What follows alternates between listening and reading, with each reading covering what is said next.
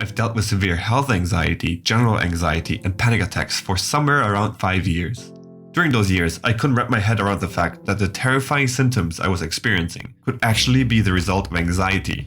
It just didn't seem right that something mental could manifest itself in such a physical way. I spent the greater part of those 5 years just trying to somehow believe in the fact that it is indeed possible. I would visit doctors over and over again, sign up on multiple medical forums like the ones from the heart disease or stroke associations, and ask if someone on there ever experienced exactly the same things that I did. And as you can probably guess, the answers I got were pretty much the opposite of reassuring and made me fall a lot deeper into the "oh my god, this is something serious" worry pit. I'm not saying that this is the reason why it took me so long to trust in my anxiety diagnosis, but a big part of it was, for sure, that my anxiety symptoms were for the most part on one side of my body. My symptoms always seemed to pop up on the left side. And of course it had to be the left side, right? That was the scary side, at least for me. And I guess for many of you watching this right now, probably too. If you've ever Googled blah blah symptom on one side of the body, well then you know that the search results you get aren't a very comforting sight. You will most definitely find a ton of terrifying things that you will read on there. And exactly that, I now know, was the reason why I was stuck for so many years having mostly one-sided physical symptoms. Right before my very first panic attack, I had a very subtle numbness in my fingers on the left hand. It didn't feel terrifying or life-threatening at all. It was just very noticeable. Well, I made the gigantic mistake and looked up what the reason for such a sensation could be. And you guessed it, I was bombarded by heart attack and stroke warnings and all that stuff. What started as a somewhat innocent reassurance and research attempt ended up with literally dozens of browser tabs filled with all kinds of horror stories. I can still remember exactly how I was glued to the screen, just scanning through so much information on different illnesses. I could feel this wave of fear slowly sweeping over me, which made me search even harder to find an answer. Then, out of seemingly nowhere, I had one big blow of symptoms that all felt like a real heart attack. The pounding heart, the ringing in the ears, difficulties breathing, and tingling in my left hand, and so many more. Well, of course, at that time I thought I was actually dying and had someone call me an ambulance. At the ER, I got all sorts of tests done and was declared healthy and was told that I shouldn't worry too much about my heart. It felt kind of good knowing that the doctor thought I was fine, but in the back of my mind, I wasn't really convinced. The sensations I had just experienced were real, and they were 100% matched with all the things I had just researched.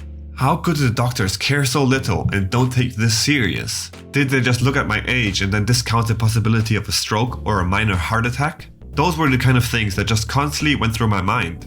These thoughts never really went away, and equipped with a gigantic list of symptoms and sensations I now knew could indicate a heart attack, I was always very aware of those body parts.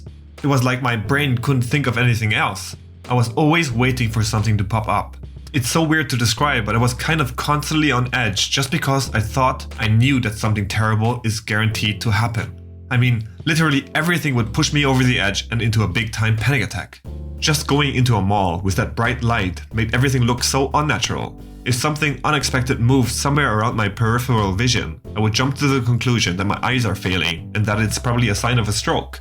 A light but unexpected breeze that just so gently touched my left arm, and in my mind I thought it was numbness. It's so weird because that tiny breeze now led me to listening in and focusing on my arm for hours just to be 100% sure that there's nothing to worry about. And as you probably already know and experienced, with superhero-like focus, you will most definitely always find something that seemingly is abnormal and never was there before. And that is how I went from one panic attack to the next, and how I managed to become so in tune with my body, especially the left side, that it never felt normal. You can imagine how much strain and stress this put on my body and my mind. My stress levels were always through the roof, and that in return meant constant anxiety symptoms. And even worse, it meant that even the most minuscule sensations now had to be blown out of proportion. That is just how a mind in fight or flight mode works. Our mind thinks we are in danger, it is convinced of it, and if there is nothing around us that supports this theory, well then it can only be our body. Most of us who deal with one-sided symptoms probably experience the very general definition of stress symptoms, which generally means symptoms on both sides. It's just that we focus on one side more than the other, because it is what we believe the danger zone. That doesn't mean that one-sided symptoms can't be a real thing. They for sure are. I can tell you that in my many years dealing with anxiety, my intense focus and awareness on my left side has led me to be constantly tense on one side of my body. My neck, shoulders, arms, and legs on my left side were always in pain, and I wasn't able to lose that tension. To be honest, I've even developed this weird trait that just feeling my left side would kind of reassure me. So the discomfort was in a way somewhat reassuring, if that makes any sense. At its worst, I started sleeping with a tennis ball in my armpit and could only sleep on my left side because I felt more in control of what was going on in that area. I don't know, thinking back, it's kind of crazy how intense anxiety can be. So if you are dealing with one-sided symptoms or anxiety in general, I hope my brief summary of what has happened to me could kind of give you some sort of comparison or guideline so that you can slowly believe that anxiety can actually cause the weirdest sensations imaginable, and that even the strongest symptoms can be from our natural stress response. Also, try to shift your focus on the other side of the body the next time you catch yourself worrying too much about your danger zone. Take a pen, massage ball, or feather and rub it or roll it on the other side. The brain will be forced to redirect its focus on that sensation.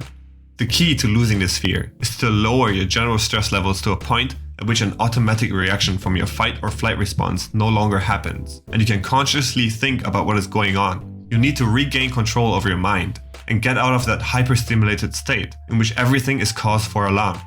I've described my anxiety recovery approach in detail in the playlist linked here. Go check it out if you haven't already. I'm certain that many of you will find some great insights there. Thanks for watching, everyone, and if you're new here and want to see more anxiety-related content just like this one, consider subscribing.